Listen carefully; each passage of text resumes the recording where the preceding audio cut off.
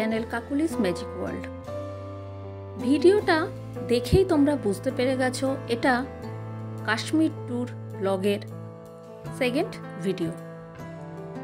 এই ভিডিওতে আমি আজকে তোমাদের সঙ্গে শেয়ার করব বানারস থেকে জম্বু তাওয়াই পর্যন্ত আমাদের জার্নি।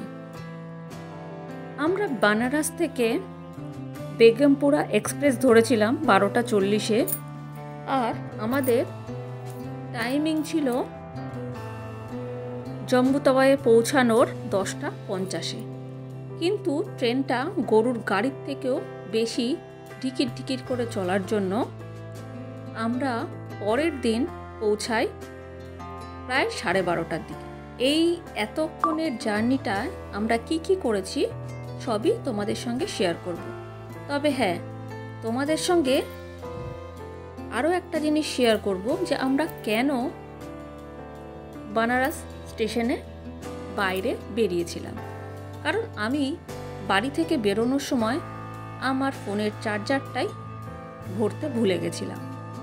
তাই কোনো মতে একটা দিন চললেও পরের দিন বানারসে নেমে আমাকে ছুটতে হয়েছিল চার্জার কিনতে। ওটাই ছিল আসল কারণ। যাই হোক, আবার আমরা যথারীতি ট্রেনে চেপে পড়েছি। ট্রেন চলছে, কিন্তু শুধুমাত্র এই যাওয়ার ভিডিও তোমাদেরকে বিরক্ত লাগবে, তাই খুব বেশি ভিডিও করিনি। আমরা এখন জম্বু তাওয়ায়ে নামার সময় হয়ে গেছে, 12:30 বাজতে যায়। চলো স্টেশনে নেমে তারপর কি করলাম তোমাদের সঙ্গে শেয়ার করি। স্টেশনে নামেই আমরা প্রথমেই যা করলাম তা হচ্ছে আমাদের ফোনের সিম বন্ধ হয়ে গেছিলো, তাই আমাদের নতুন 2টো সিম ওখান থেকে কিনতে হলো। তবে তার জন্য আমাদের কোনো দোকানে যেতে হয়নি, স্টেশনের বাইরেই প্ল্যাটফর্মেই যথারীতি ফটো তুলে সঙ্গে সঙ্গে সিম দিয়ে দেওয়া হচ্ছে।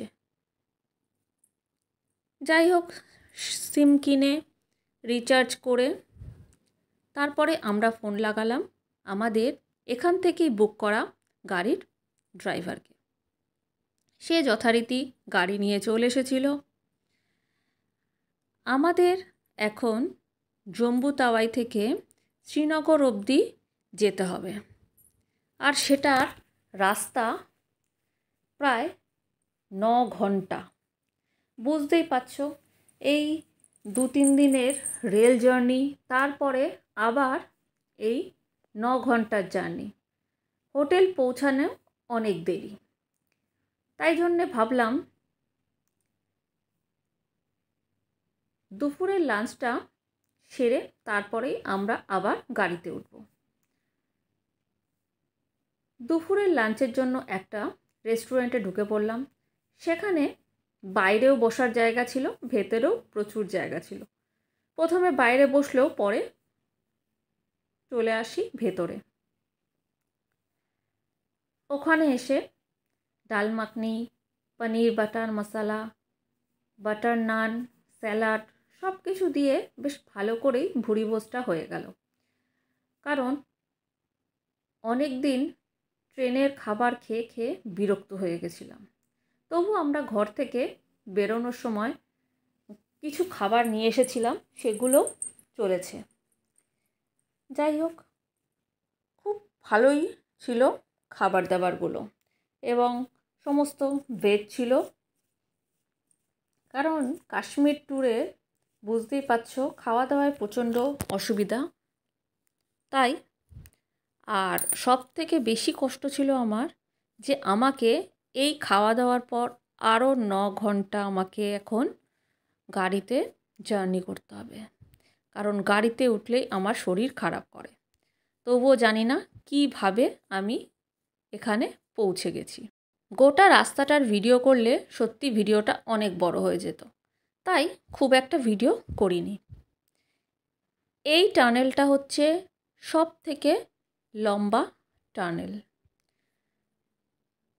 9 কিলোমিটার রাস্তা এই টানেল দিয়ে এক পাহাড় থেকে আরেক পাহাড়ে কিভাবে যে চলে গেলাম বুঝতেই পারলাম না।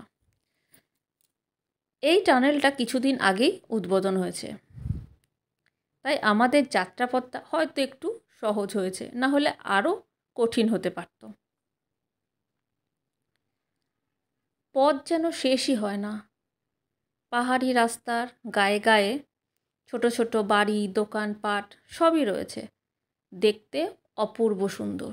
কিন্তু শরীরের ক্লান্তিটা এতটাই বেশি যে সুন্দরটাও যেন মনে সুন্দর লাগছে না, মনে হচ্ছে কখন যেন হোটেলে পৌঁছাবো।